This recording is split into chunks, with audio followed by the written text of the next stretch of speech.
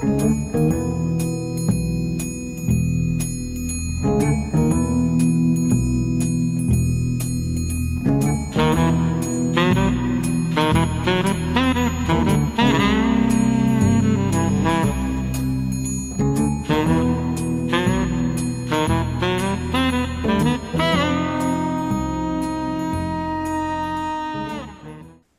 taas, head saate kuulajad.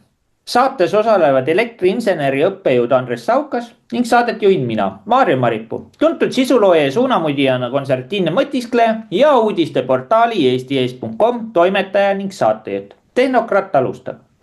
Eelmine saade Tehnokrat 38 võeti hästi vastu. Samuti laekus palju küsimusi energeetika kohta nii Eestist kui mujalt. Jätkame tehnokraatlike teemadega, nii et täna siis sellised küsimused. Kas Berliinis tekitatakse elektrikatkestus? Mida arvab sellest auprofessor Fritz Fahrenholt? Palun, Andres. Tervist, mõistust, tarkust, nagu ma alati ütlen, hakkame jälle ajukest lahti pakkima. Ja see küsimus on väga oluline, mis siin on. Seesamane hakkame rääkima sellest auprofessor Fritz Fahrenholtist. Tema on ise mitme suure juhuelektri ehk alternatiivfirma nõukogudes. Tema sõnavõtt nüüd ja tema aruanne, et oleme selle suure asjaga natukene kaugele läinud. Nii et pakime ma väikest arukest lahti. Mina ei ole ühegi uuenduse vastu kunagi olnud, aga kõik peab olema parajas tasakaalus. Vaadake, liigsöömine on see hea? Ma arvan, et ei ole. Kõht on täis, hägiseme ja põgiseme. Liigjoomine on hea ju. Ei ole vist. Ta võib ka eest välja tulla ja kui joodega see maks ka ei taha sinuga sõber olla, siis viskab üleliigsed jäägid välja ja pea ka lõpuks valutab.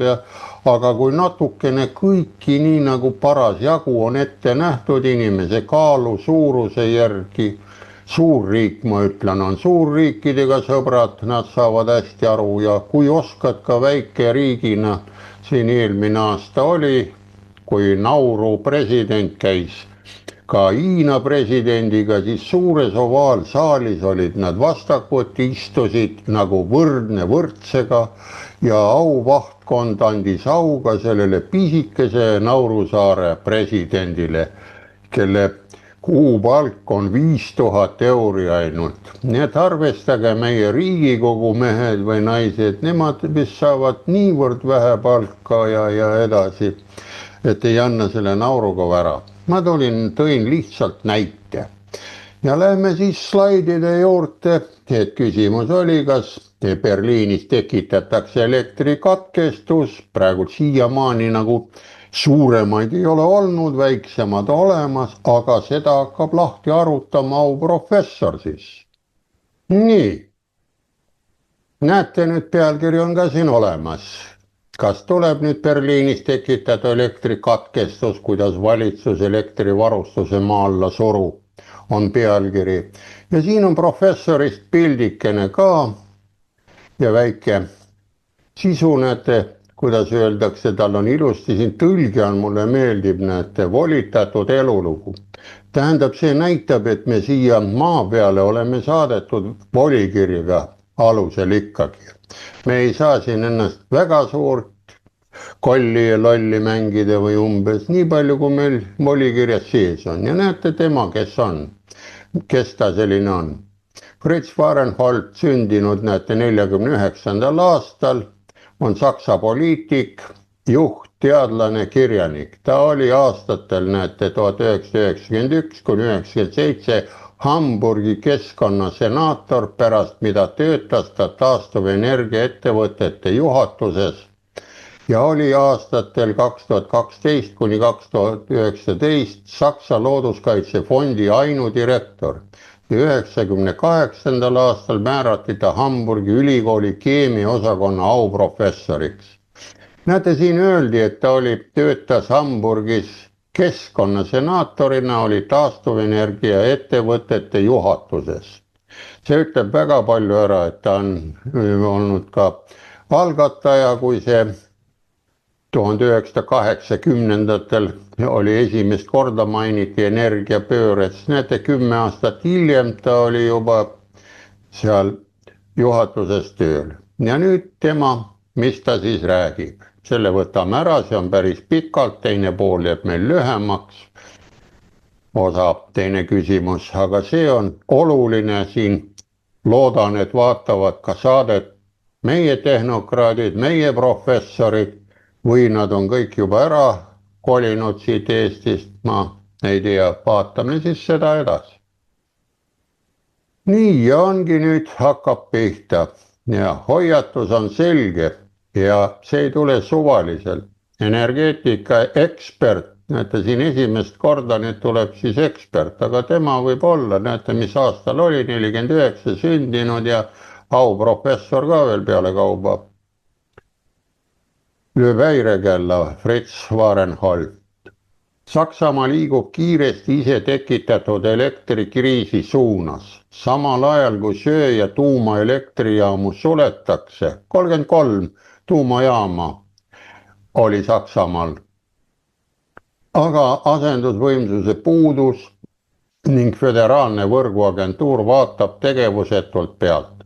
Tulemus, enneolematu oht varustuskindlusele, mis võib terved tööstusharud ja miljonid leibkonnad pimedusse paisata.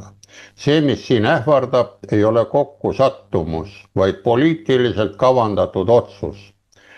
Elektrikatkestus, mida ennustati, tuleb. Ja vahemärkusena Volkswageni tehas Saksamaal läks kinni. Siin päris eelmine nädal või niimoodi oli uudiseks, millest meil ei räägita. Ja mõtelge, kui palju meil siin Volkswageneid sõidab, neid suuremaid rahvaautoseid, Volkswagen tähendab rahvaauto, kui tehased lähevad kinni, tagavarosad, neid ei tule enam ja nii edasi, nad jäävad siis kõik varsti seisma, sest auto spetsid ütlesid 2001, 2002 lõppesid päris autode tootmine ära, millel oli ka kroomitud ja kõik igasugused nikeldatud sarniirid, tugevdatud terasest, mida ei olnud vaja vahetada, vahetati ainult plast neid katteid ja ära. Nõukaajal sai ka neid sarniire ise vahetatud sapikatel või sigulitel, et käis seal, selle tagant käis lahti, see alt põhjast. Vedruga tuli lahti ja vahetas nüüd plastmassid ära, mis ei kulunud ja nii edasi. See on nüüd vahemärkus, et jõuame varsti jälle sellesse olukorda, kus kurdsete kätega mehed hakkavad ka võib-olla 5000 eurot saama ja poliitikud saavad 500 euro kuus ja keegi ei taha sinna poliitikasse minna, et lihtsalt on auasi seal käia või seal olla, mitte raha eest seal poliitilist loogikat kasutada. Ja näete, Guido Grant on selle kokku pannud ajakirjanik, kujutage ette talveõhtut, ei tulesid, ei kütet, ei interneti, kõik masinad, valgusfoorid, liftid, sularahaautomaadid ja isegi köögitehnika seisavad. Tehased on vaiksed, lind on mattunud kõhedust tekitavasse pimedusse. On ju ilus vaatepilt, täitsa looduslik ära ja siin võite seda poliitilist loogikat kasutada nii palju kui tahate. Pime on. Ja see võib-olla ongi poliitika loogika, nende suur tahe, nagu öeldi, kommunism ja see pidi olema ka kommunismiga oli teine probleem, oli kommunism võrdub ju terve maa elektrifitseerimine ka veel ja proletariaadi diktatuur. Praegult on bürokraatia diktatuur on olemas, aga elektrifitseerimine kaob tagant ära, see enam kommunism ei ole vist. Ja näete, nüüd hakkab siis pihta, võtame lahti. Sulgemine kaitsmise asemel, kuidas Saksamaa kaotab oma selgroogu. Me oleme siin kuulnud ka, et poliitikutel on kõvad selgroog, kõveras käivad ja laiapõhjalised on nad ja Fritz Fahrenhold, Hamburgi ülikooli keemiaosakonna auprofessor, autor ja mitme taastuvenergia sektori ettevõtte juhatuse liige. Näete, seespool oli juba juttu taastuvenergia, juhuenergia sektori ettevõtte juhatuse liige, tähendab, tal on nõukogus sõnaõigus, räägib, et 2025. aasta oktoobri-veebri põhises arvamus ajakirjas Tihhi Einblick otsekohaselt. Võtke see lahti, seal on väga pikalt, ma tegin siin tõlke lühendatud variandina. Saksamaa liigub täiskiirusel energia kokkuvarisemise suunas. Silmad orkavad 2 peamist suundumust. Need läheb minu mõtetega, millest ma siin rääkinud ära. Kuigi ma ei ole mingi doktor ega au ega mitte midagi, ennast ma nimetan lihtsalt emeriitelektrikuks, on nagu lihtne, sest ülejäänud on ju eksperdid või kes siin on. Ja näete, mis ta ütleb ära, mis tähendab dispetšeri juhtimisega elektrijaamade dekomisjoneerimine. Enam elektrijaamu nagu ei tahetagi juhtida. Siis baaskoormusega ja dispetšeri juhtimisega elektrijaamu, kivisütt, pruunsütt, siin need topelt tulnud ära, suletakse selles riigis ökosotsialistliku kliimahüsteeria tõttu. Näed, see on öko, see on rohesotsialistlik, ise ütleb öko on see, parem võiks panna M-tähe ette, oleks mökosotsialist, meeldiks rohkem.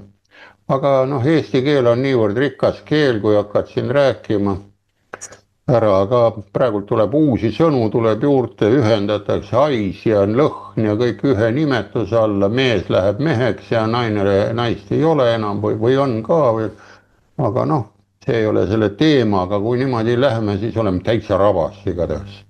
Tahad kedagi otsida, metsas näiteks läheb mingisugune naisterahvas, kes meheks peab, hõikad naine, ta ei vasta sulle ja istub metsas edasi või kuidas see värk on. Või ikka vastab sulle, siis ütleb, ma sind ei otsi. Sa ole seal metsas vait ja ma otsin ikka naist aga seal ja sa oled meheks muutunud. Mõtelge, see on niisugune imelik asi. Ilma, et võrreldavaid asendusvõimsusi oleks saadaval.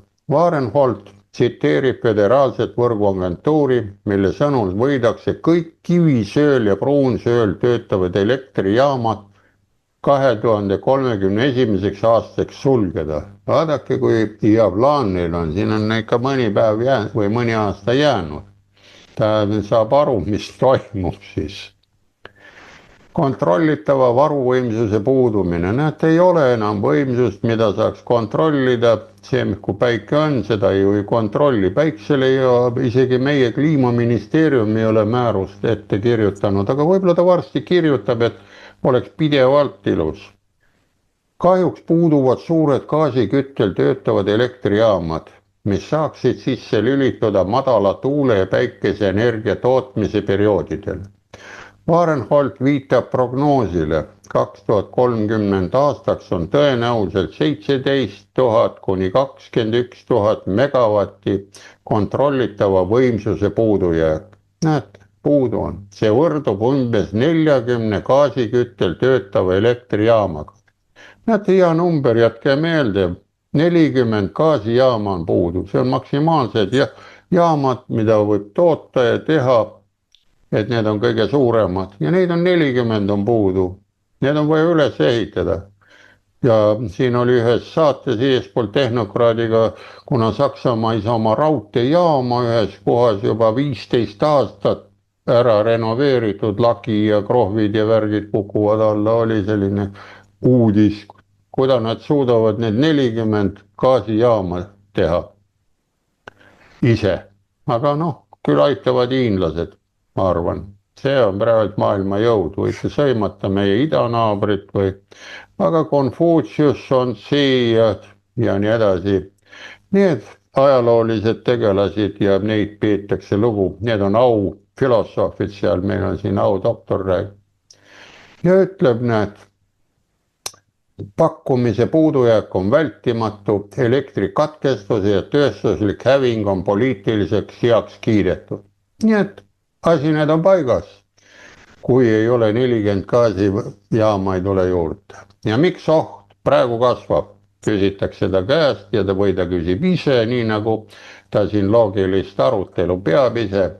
Oluline mõiste on tume madal seis, perioodid, mil tuult peaaegu pole, päike ei paista ja seetõttu ei suuda fotogalvaanika ja tuuleenergia peaaegu üldse toota. Seetõttu on võrgus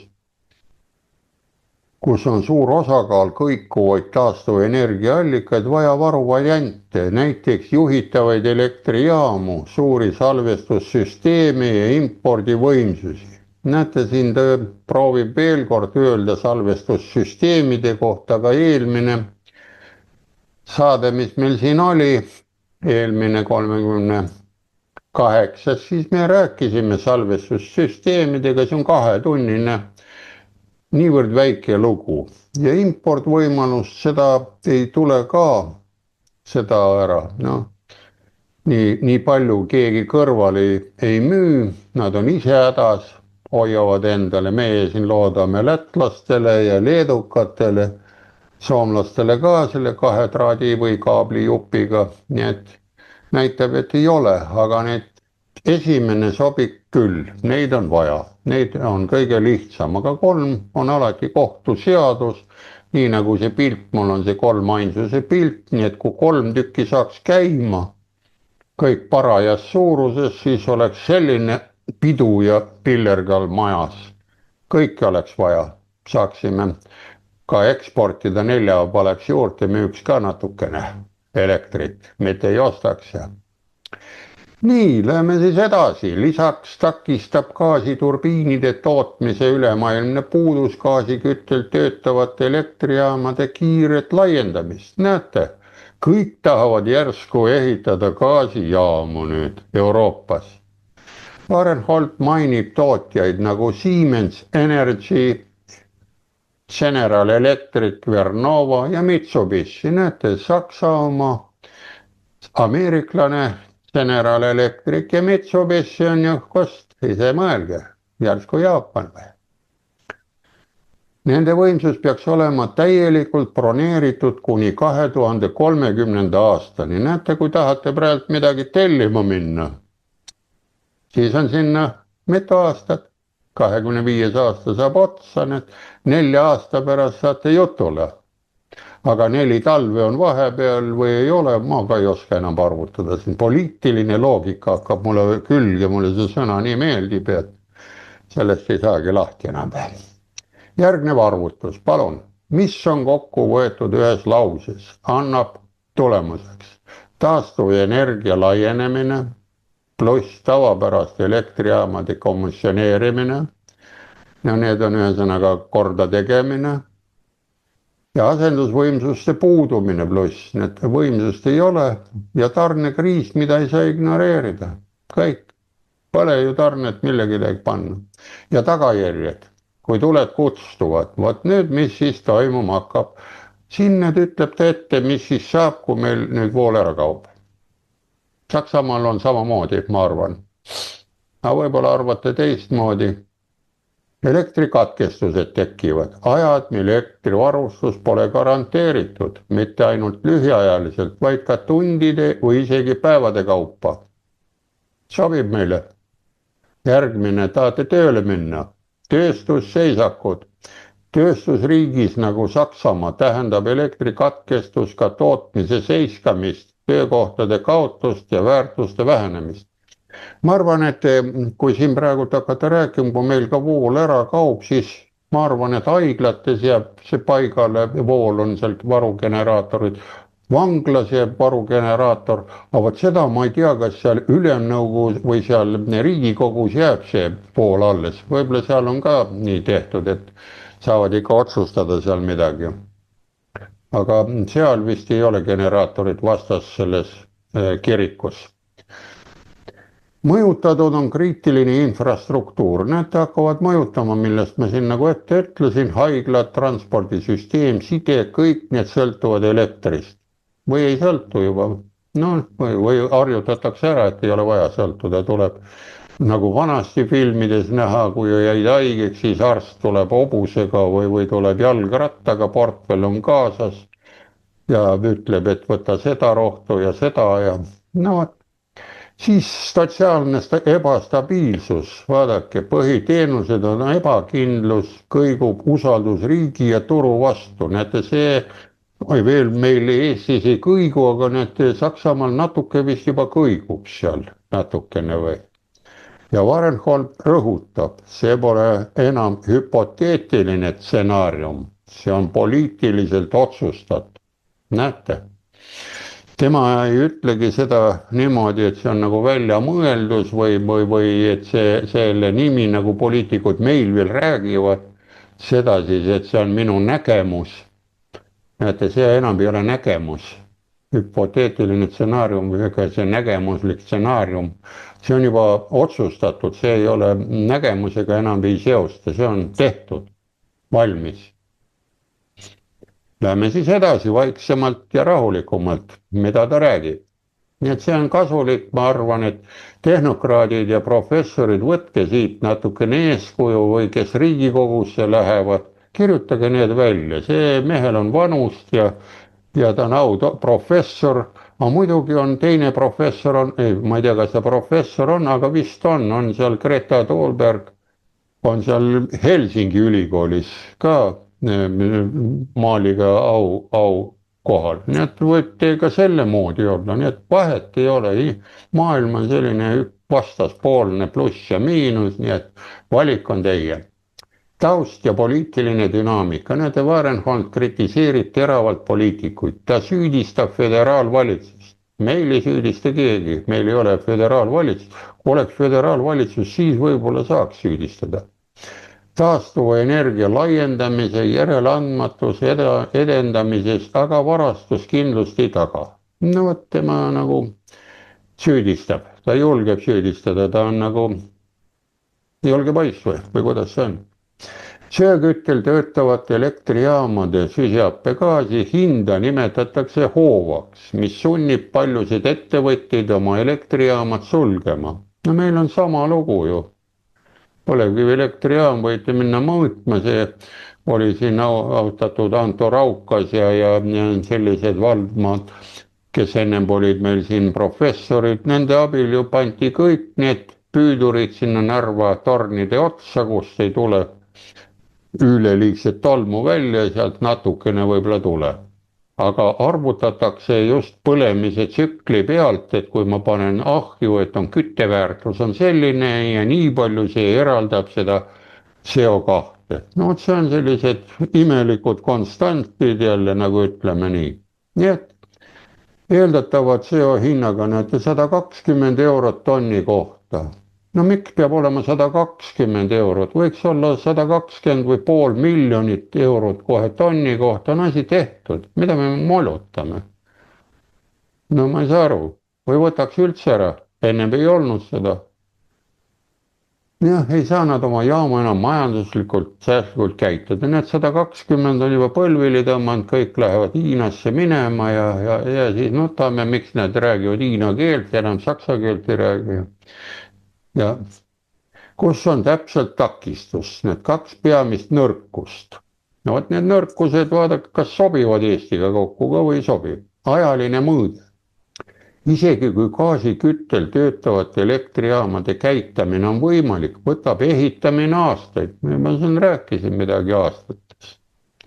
Ja globaalne konkurents, neid oli, et kõik tahavad neid gaasijaamu seal ja seal Hiina ja India ja riigid üle maailma ehitavad gaasiküttel töötavaid elektrijaamu. Näiteks Vietnamis on 2030. aastaks valmis 22 jaama. Nad 5 aastaga saavad 22, aga sakslane ei saanud oma seda raudteejaamagi siin 15 aastat, mis koormab tootmisvõimsusi ja pikendab tarneaegu.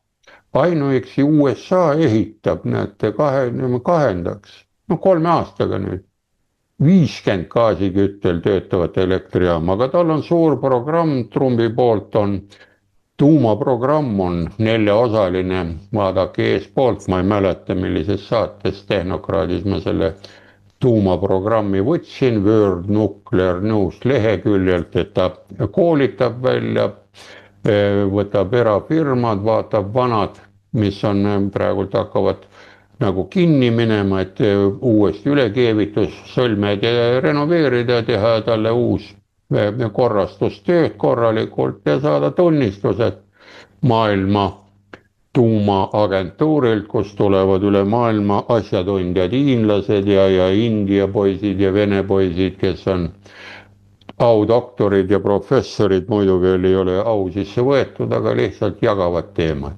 Ja näete, ütleb siin ära, et ta ehitab ka neid juurde, nii et ta paneb igalt poolt survega.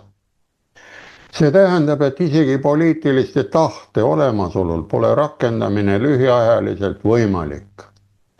Ja just see lõhe sulgemise asendamine vahel on siin Achilleuse kannaks saamas. Noh, Achilles teate küll, ta oli nii tugev see kangelane, ainult temal oli see koht, kui noolega sai sinna kanda, siis ta oli võitlusvõimetu. Ta enam ei saanud. Ja näete, sellised legendid soovitan ka vaadata. Ja kui näete, auprofessor teab ja siis oskab sellest suunda panna, siis loodan, et vaatate ka. Nii, ja lähme siis edasi, ega siis veel nii ruttu ta ei lõpeta ära, tal on päris pikk aruanne. Miks paljud seda ei näe või ei taha näha, näete, küsib jälle ka iseenda käest. Taastuvenergia on populaarne. Poliitilises mõttes, näete, tuule- ja päikeseenergiat peetakse tulevikus. Näete, peetakse, mitte ei usuta, võt siin see on tehnokraadi moodi mõtleb. Nii, varustuskindluse arutelule pööratakse vähem tähelepanu kui kuludele, CO2 vähendamisele või kliimaeesmärkidele. Näete, need 3 viimast on niisugune imelik asi, aga kulusid keegi ei vaata, et see CO, mida me ei näe, ei kuule, mis ei tapa, selle peale raha kulutada või siis näete kliimaeesmärgid, et oleme siin ikka nii rohedas ja soos, noh ja nii edasi, nii edasi. Siis keerulised tehnilised küsimused, võrgu stabiilsus, juhitavus, reservvõimsus jäävad sageli nähtamatuks ja paljudel on neist raske aru saada. Näete, ma võin siin ette öelda ka ära, siin on saateid olnud ka eespool, heade mõtete kast oli selline saade ja kus otsitakse tudengeid, energeetika taustaga 110 on järgmiseks aasta lõpuks vaja saada 110 energiataustaga Elektrilevisse töötajad. Näete, siin ongi see, mis tuleb, et on keeruline tehniline küsimus, et elektrikuid on vaja, näete, võrgu stabiilsus, reservvõimsus, et keegi hooldaks neid asju. Järgmine punkt, näete, ettevõtete keskendumine lühiajalistele kulu- ja kliimaeesmärkidele võib viia pikaajaliste investeeringute unarusse varustuskindlusse. Näete, varustuskindlus kaob ära, pärast enam ei oska mitte midagi peale hakata, kui midagi kinni jookseb, roostes on, käid nagu ümber selle küna, mis on auku täis ja käid ja nutad, et mis juhtus ja miks nii on. Näete, see on laiskus ja tegevusetus. Aga öeldakse, elu on liikumine alus. Isegi arstid ütlevad, kui oled mingi asja katki ära ja valutab, pead liikuma, muidu jäädki voodihaigeks. Aga siin näitab, et see energeetika peabki olema see voodihaige, kes ei saagi enam püsti. Ja näete lühidalt, hakkame tema asja tõestuse välja, siin eeldused, väited ja küsimused esitab ta ise, näete. Lühidalt, viga ei seisne tingimata kavatsused, vaid selles, et tagajärgi ei arvestatud täielik. Näed, ta tunnistab enda viga ka, et liiga massiliseks läks. Need leiutised, kõik need väiksed asjad. Ma ei ütle midagi, tuulik oma õue peal põristab ja kolistab naabrit ei sega või siis akupangad ja elektrigeneraatorid, need ei ole midagi, kui ta vaikselt akudega näiteks töötab ja kasvuhoones kurgid ja taimed kasvavad ja nii edasi, nii edasi. Ja näete, nüüd ütlebki arvamusartikkel üleskutse reaalsusele ja vastutusele. Vaadake, siin on päris head ettepanekud poliitikutele. Ajakirjaniku vaatenurgast on oluline järgmine punkt. Tuleb selgelt ja ausalt välja öelda, et keskendumine ainult ilmastikust sõltuvatele taastuvenergiaallikatele ilma piisava kontrolli ja reguleerimisvõimekuseta on äärmiselt ohtlik. See võib isegi olla kogu riigi destabiliseerida. Mõtelge, kas see ei või juhtuda, kui vool läheb mõneks ajaks ka siin Eestis ära, kas see hoiab seda riiki stabiilsena või on need kaks mingisugust, on kunagi siin aastaid tagasi otsiti veekahurid ka Eestisse, kas järsku need lähevad käima või ei lähe? Poliitika kujundajad peavad avalikustama ajakavad, näete, investeerimisplaanid ja varumehhanismid. Kui palju reservvõimsust on olemas, kui palju on vaja ja kes ehitab ja kes selle eest maksab. Need 4 küsimust. Siin ju eespool see Fahrenholt ütles, 40 gaasijaama on vaja ruttu Saksamaal valmis ehitada, aga praegult ei õnnestu. Ja selle on võimalik ju kokku arvutada, aga ka palju siin Eestis neid vaja ehitada, midagi kõik ajavad oma pudru ämbri juures, vaja tuumajaama, vaja põlevkivi kinni panna ja sest eelmises saates oli päris ilusti ja ütles ka meil saatejuht oli uurinud, et puiduhakkega võib kasutada vabalt, saab kasutada, sest kui see puiduhakke hakkas see ka 30 aastat tagasi, siis oligi pajuvõsad ja need pandi kohe põldudele kasvama, et see oligi siis see küttevõsaks nimetati ja võtad ära, võsa tuleb 2-meetrine jälle sügiseks üles, nii nagu pilliroog ja nii edasi, nii edasi. Kõik on võimalik, see on väga mõttekas tal. Nii ja lähme siis edasi ja saame siis selle aruandega ühele poole, ta oli pikalt küll, aga näete, mis siin tuleb, ta pakub välja. Punane lugu on päris karm arvamus. Viimane rida, aga vaatame eespoolt ka. Ettevõtted ja ühiskond peavad valmistuma selleks, et varustuskindlus ei ole garanteeritud ja tegema selleks vastavad järeldused, näiteks tootmiskohad, riskijuhtimine. Mis ettevõtetega tuleb? No Volkswagen tegi oma riskijuhtimise ära, pani uksed kinni esimesel tehasel, kolivad juba vaikselt Ungarisse ja nii edasi, neil on tehaseid laiali, nii et päris jama ei ole, aga Saksamaal tuleb jama, kui seal on neid pagulasi väga palju ja nendele raha ei suuda riik eraldada sotsiaaltoetuste ja muude jaoks, siis võib ka päris mölluks minna või mis te arvate? Nii, meedia ja avalikkus peavad varustuskindluse teemalise debatis palju intensiivsemalt osalema, mitte ainult kulude või CO vähendamist. Need meedia peaks, näete, esindama, me oleme alternatiivmeedia, me teeme siin aga palju meid kuulajaid ja palju neid mõtteid avaldame on ja palju avalikkus sellega viitsib tegeleda. Näete, siin suun on sees, pakub välja, vaatan alt, näete. Vaid ka infrastruktuuri, regulatiivse, suutlikkuse, elektrivõrgu, tehniliste olude üle. Sest elekter, mida me kasutamine, ei ole ainult tarbekaup, see on tänapäeva riigi elujõud ja tootmisjõud. Ütleb see mees õieti või ütle, ma ei tea. Mina küll arvan, et elekter on ikka vajalik meile söömise kõrval ja joomise kõrval, aga noh, kui poliitiline loogika ütleb, ta ei ole oluline, siis ei ole oluline või. Ja valime ikka E ja O ja I valimistega kogu aeg jutti ja just need eksperdid, kõik on seal ära.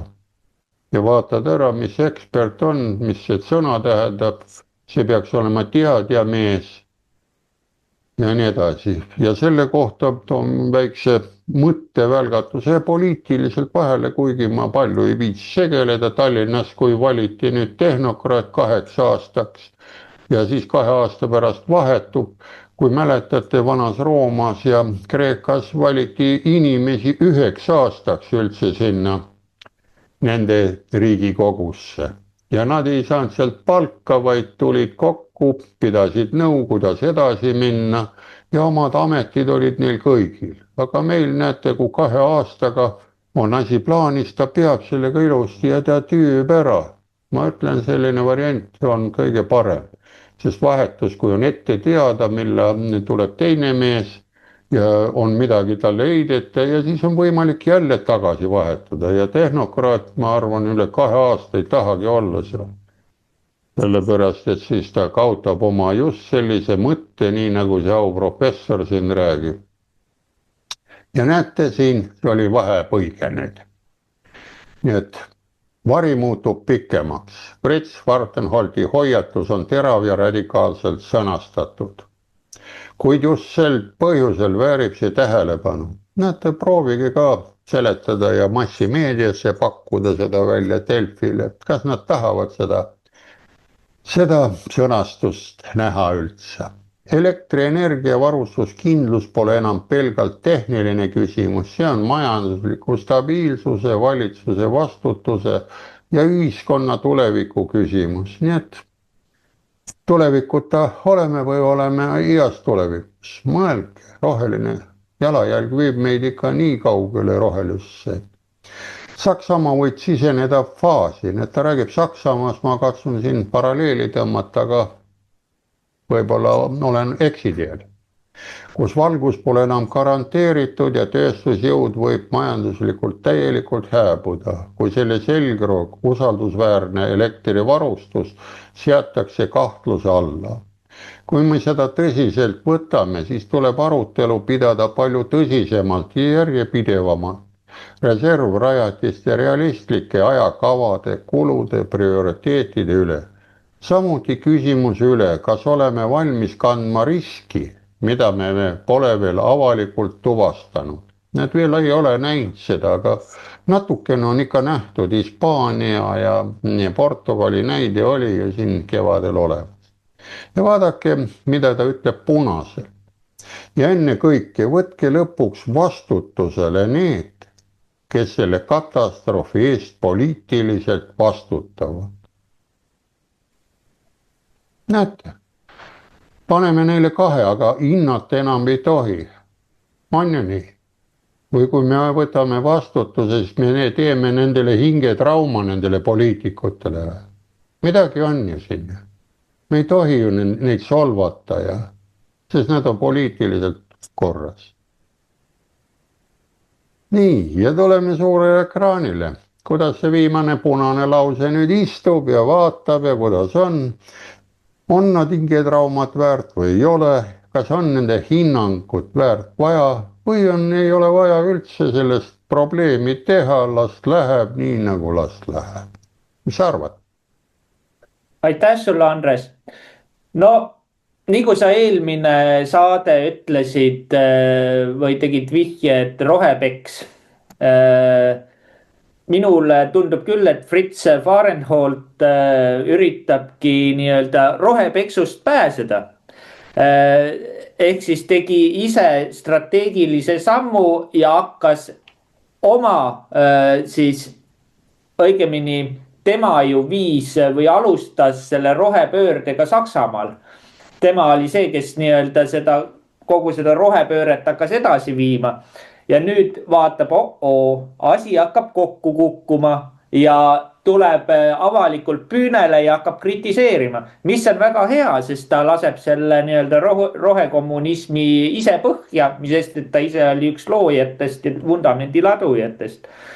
Ja noh, huvitav ongi see, et ta ütleb, et tuleb võtta vastutusele. Ja poliitikud võiks võtta vastutusele küll, aga noh, nagu ma toongi välja siin seda, et ka tema peaks ju tegelikult vastutust võtma, on ju. Kuigi jah, tema täitis nii-öelda poliitilist tahet.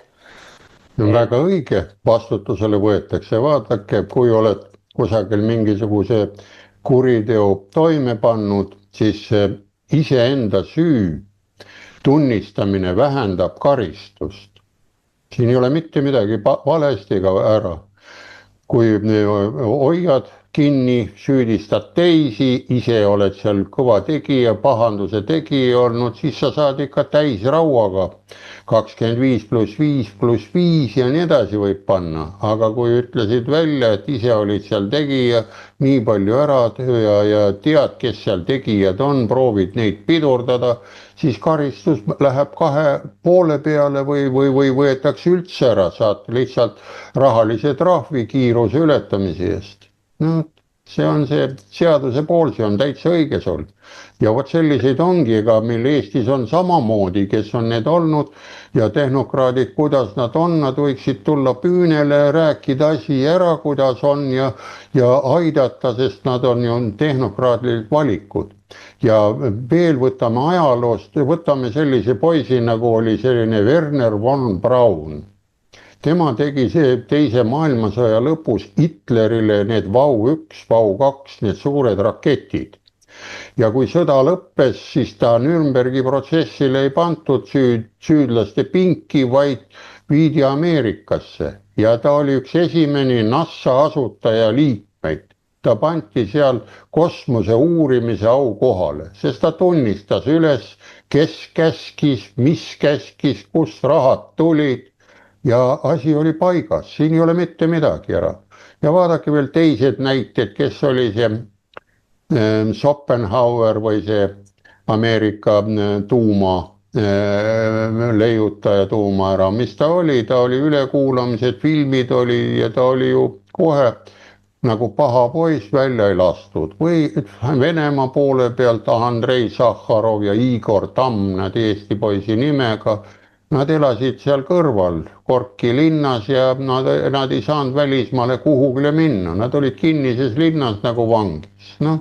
Mõtlesid, et teevad inimestele rahu, tuumavärk ja jama läks, rikastamine läks nii suureks, et tuligi pomm välja.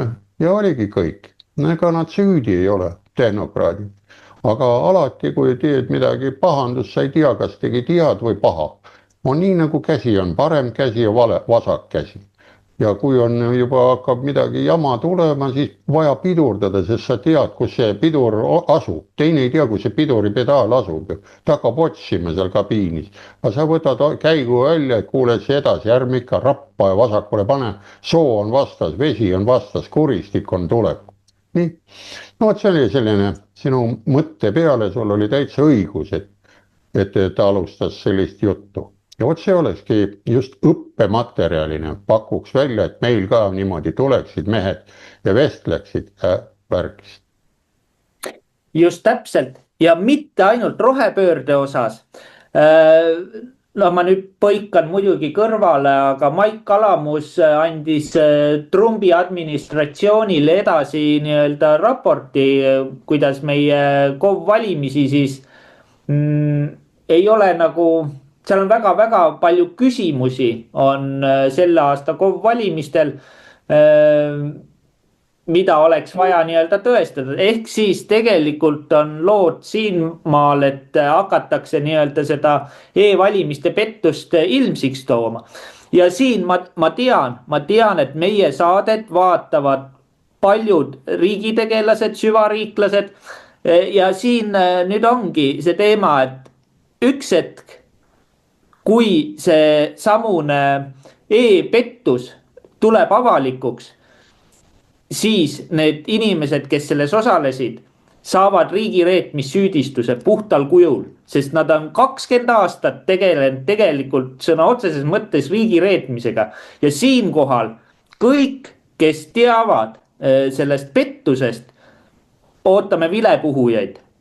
Ülestunnistus vähendab teie karistust riigireetmise puhul. See ei ole sul ka valesti, see läheb tehnokraadi süsteemi sisse, sellepärast, et see e-valimine on arvuti matemaatika ja kuidas sa selle arvutisse selle e-valimise programmi või selle ülesande annad, arvuti annabki sulle vale vastuse. Ta ei anna sulle õieti ära ja sama kui veel lisad juurde AI, mis on välja mõeldud, kuidas ta räägib, siis valitakse selline AI või selline arvuti, mis räägib sulle õieti. Vot sellest ongi see samane tehniline pool. ja sama ongi praegult mõttekas samamoodi need e-häältega, kes need programmistid ja programmeerijad ja miks nad need kiiresti läbi puurisid ja tegid, siis on ju põhjus, miks sa ära likvideerid mingid tõendusmaterjalid ära. pane seesamane mälupulk, mis tehti ära 75-ks sinna ümbrikusse arhiivi. aga mikspärast ei panta? Lihtne vastus, sellepärast et arhiivis käivad ei tea kes ja järsku juhuslikult avastab selle ja paneb sisse ja näeb, mis toimub. No vot, see on sul õige ka, ega see on masin, arvuti, matemaatika, siin ei ole riigi juhtimisega mitte midagi, see on poliitiline, nagu oli poliitiline loogika. jah, aga siinkohal lähme küsimustega edasi.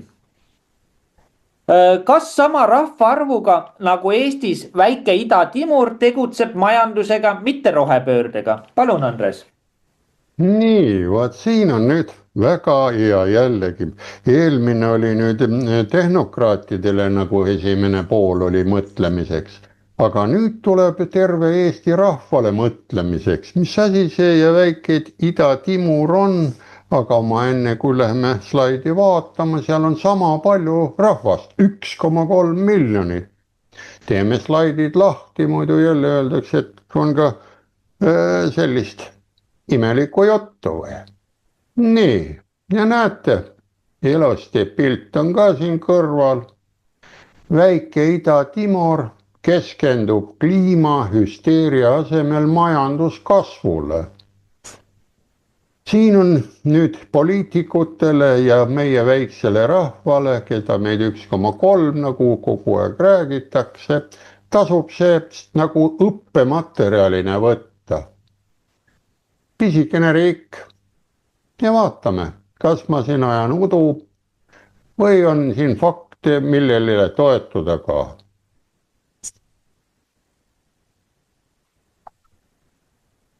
Samal ajal, kui teised väikese ookeani saare riigid püüavad abiraha kindlustada kliimahüsteeria lainel, nii nagu meil siin Euroopa värk kõrval on, ega palju see lätlanegi meist suurem on, mõtelge ise, on Ida-Timor valinud hoopis teistsuguse lähenemisviisi. Majandusareng on neil esmatähtis.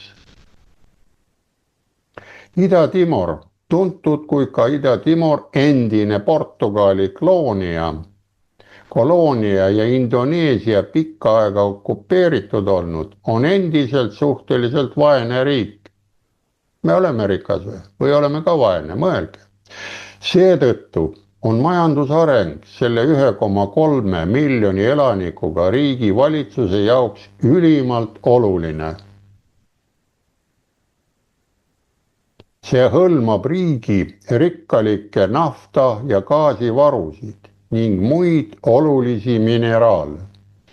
No meil naftat ei ole, gaasi me saame küll, saame sellest kui vaja põlevkivist ja puidust, aga see ei ole oluline meil need.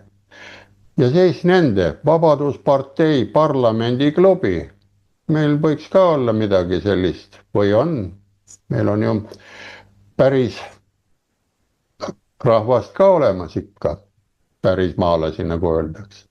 Nimel tehtud poliitiline teadaanne, lisateavet leiate aadressil, näete siin PDF-in on pikalt. Ja siis hiljutise aruande kohaselt investeeritakse $1 miljard piirkonna rikkalike loodusvarade kasutamisel põhinevasse majanduslike ümberkujundamisse. Suurema heaolu saavutamiseks on mõeldud odavat kodumaal toodetud energiat, mitte tuuleturbiine ja päikeseelektrijaamu. Piirkonnas muidu nii levinud kliimahüsteeria ei mängi valitsuse jaoks mingit rolli. Näete, seal on tuult küll väiksel saarel, aga enam ei taheta. Ja praegult, kui hakata mõtlema, ega see sõda, kuhu me nüüd 2 käega ja 2 jalaga oleme seda raha loopinud ja aidanud ja kõik ära, see saab läbi ja võiks nagu enda peale mõelda ja hakata mõtisklema. Siis läheme edasi, mis see väike uudis ütleb. Ta on väike küll, aga näete, ta on vist oluline või mõelge, tehke ise lahti, ma tegin siin lühidalt selle poole sõnastuse ära, et Ida-Timori maavarade üürimine on valitsuse jaoks praegult prioriteet. Meil ei ole vaja neid maavarasid uurida, siin on vanad Ando Raukas ja nende materjalid vaja lahti teha, seal on kõik olemas sees, mis on puuritud, kõik need meie puurimiskohad läbi, need torud on maa sees igal pool. Näete, ja siis ongi tähelepanu keskmes on seal vask, kuld, mangaan, kromiit, tsink, hõbe, lubjakivi, marmor, kaoliin ja võib-olla ka fosfaat. Näete, meil ei ole võib-olla, aga meil fosfaat on ju olemas, see on ju fosforiit.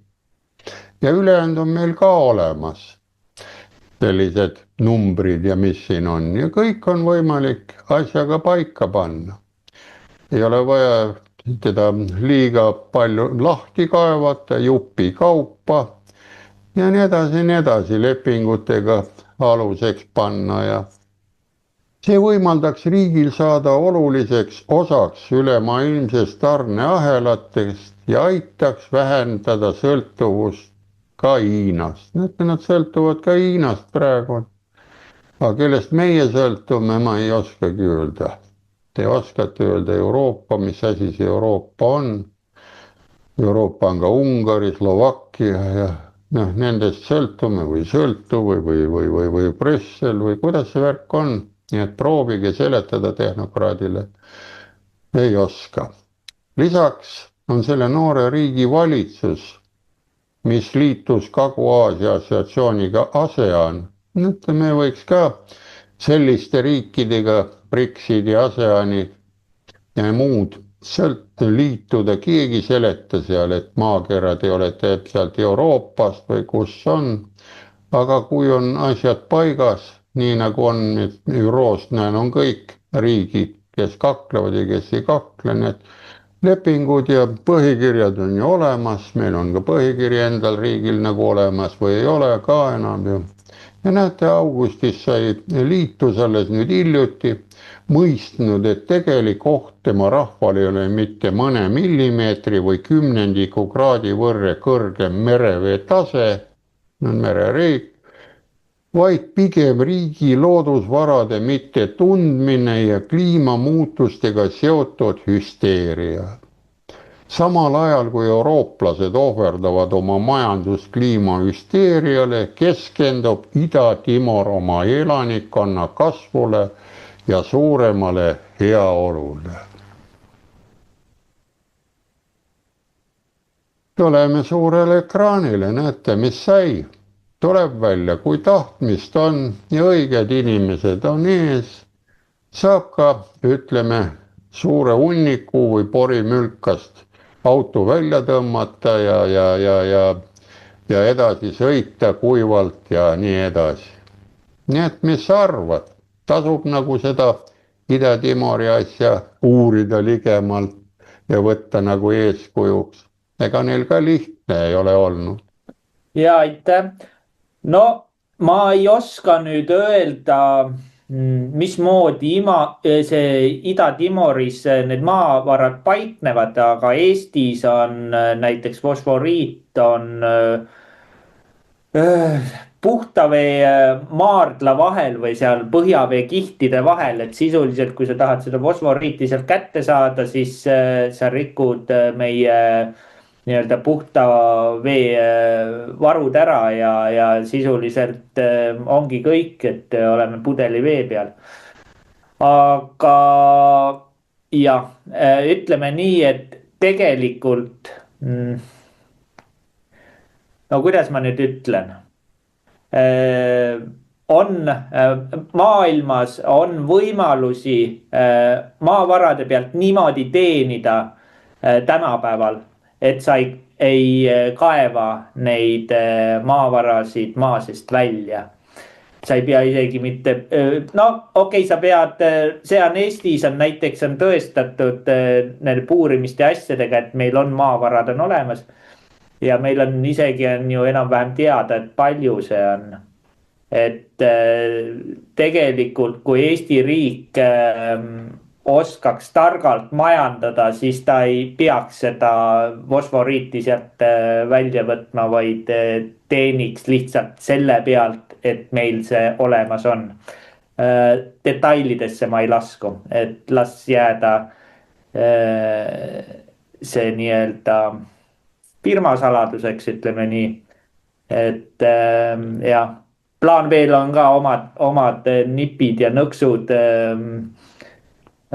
mismoodi Eestit päästa ja niimoodi, et Eestit ei kahjustataks, samas Eesti saaks jõukaks.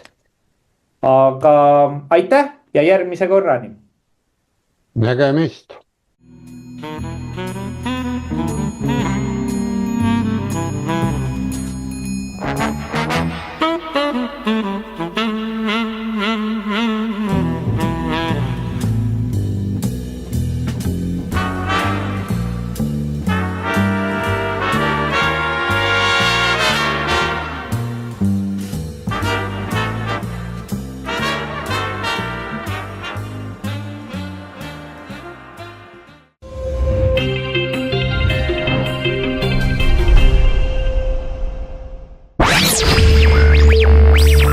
Meil on Eestile plaan B.